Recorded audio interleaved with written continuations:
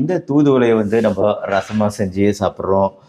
தூதுவளை துவையல், தூதுவளை சட்னி போன்ற விஷயங்கள் இந்த காலத்தில் குறிப்பாக சாப்பிட்றது ரொம்ப ரொம்ப யூஸ்ஃபுல்லான ஒரு விஷயம். உங்களுக்கு முன்னாடியே தெரிஞ்ச விஷயம், சளி இருமல் போன்ற விஷயங்களுக்கு தூதுவளை எவ்வளோ நல்லது அப்படிங்கிறது. அது மட்டும் இல்லாமல் இப்போ ரீசெண்ட் ரிசர்ச்சஸ்லாம் நிறைய ரிசர்ச் வருது. இந்த புற்றுநோய்களுக்கு எதிராக இந்த தூதுவளையோட செயல்பாடுகள் மிக அதிகமாக இருக்குது, நிறைய பிரச்சனைகளை குறைக்குது அப்படின்ட்டு. சொலானம் ட்ரைலோபேட்டம் அப்படின்னு ஆங்கிலத்தில் அழைக்கப்படக்கூடியது.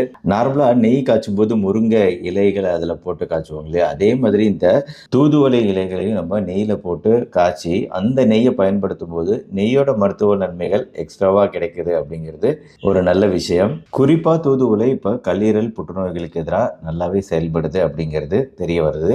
சாதாரணமாக குடிக்கும் தண்ணீருமே வந்து நம்ம தூதுவளை போட்டு காய்ச்சி குடிக்கிற தண்ணீர் அப்படிங்கிறது அதற்குமே மருத்துவ நன்மைகள் உண்டு. தூதுவளை குடிநீர் அப்படிங்கிறது வந்து நம்மளுக்கு பசியை அதிகரிக்கக்கூடிய